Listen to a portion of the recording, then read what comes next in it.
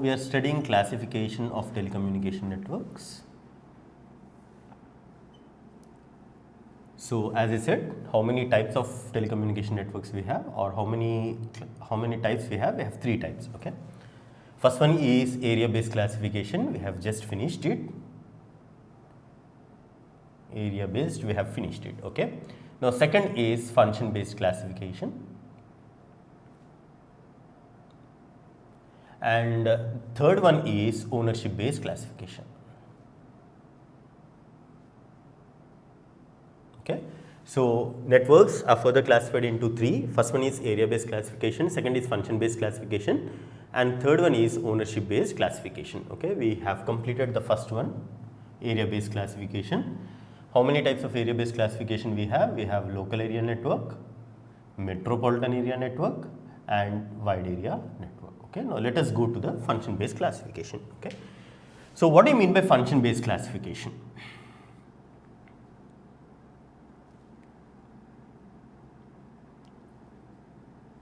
So in this particular function based classification, okay, we'll be studying about a network called as a client server network. We'll be studying a particular network called as a client server network, or rather I say this function based classification also is further divided into 2 types. First one is client server network, second is peer to peer network.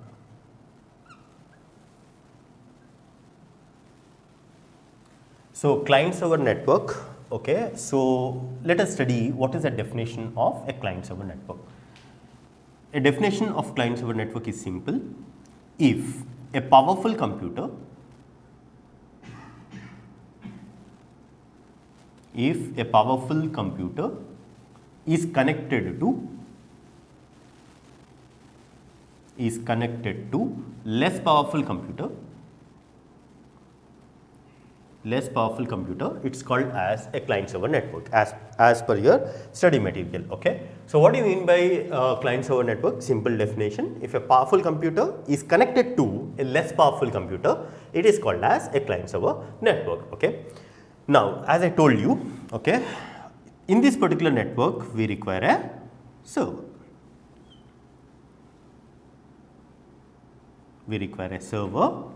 So what is the definition of a server? Server is nothing but it consists of more than one processor,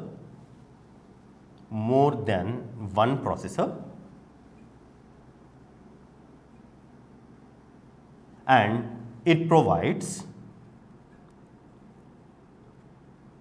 services such as, first one, it provides computation services.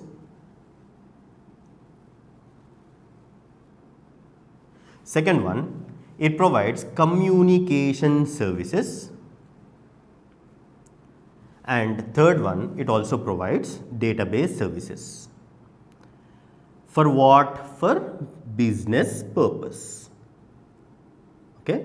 So what is a standard definition for a server? A server is nothing but which consists of, okay, more than one processor, and it provides services such as computation service, communication service, and a database service for business purpose. Okay. So if you see, we already understood what is a processor. Processor is nothing but a hardware unit which is required for the purpose of executing instructions. So how many processors you will be having? You will be having more than one processor. It is called as a server, obviously. Okay. So how many services it provides? 3: computation service, communication service, and database service. Okay. Now if you see, through telecommunication networks, if I connect clients, it is called as a client server network. Okay. Now what is a client? Client is nothing but which consists of a single processor,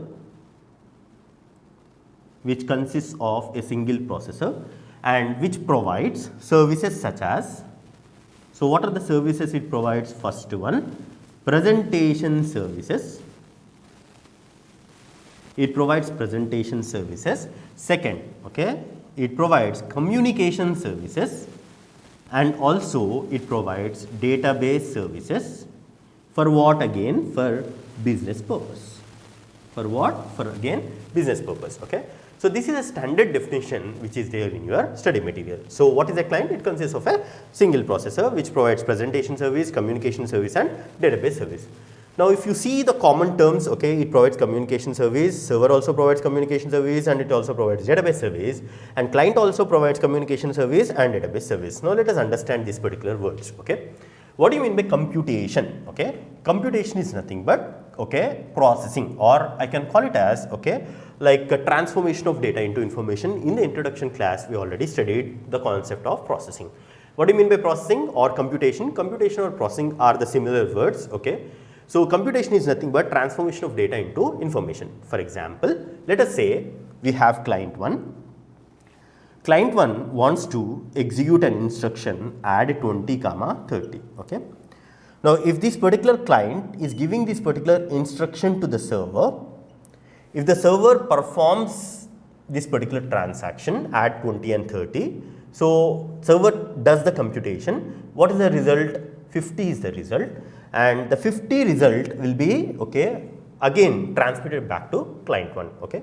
Now if you see this particular transaction, what exactly is happening? The server is processing a transaction, okay, it is doing a particular computation and it is sending back the result to the client. That is called as computation service. What do you mean by computation service?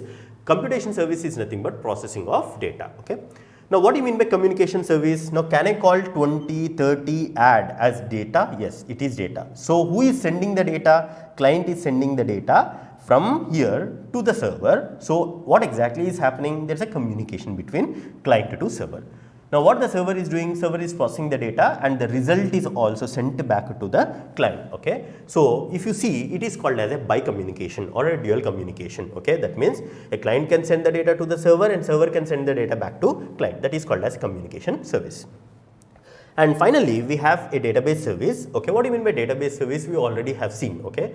In need and scope of telecommunication networks, we studied database sharing. What do you mean by database sharing? If at all I have a common database, okay, for example, let us say I have Tally, okay.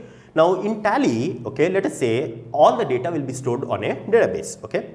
If this particular user wants to generate a report called as accounts payable, okay, how he can generate? Okay, once he gives an instruction to the server, that particular instruction will be sent to the database and the database will see the data and it retrieves the data and it sends the data back to the client. Okay. So that is called as a database service. Okay.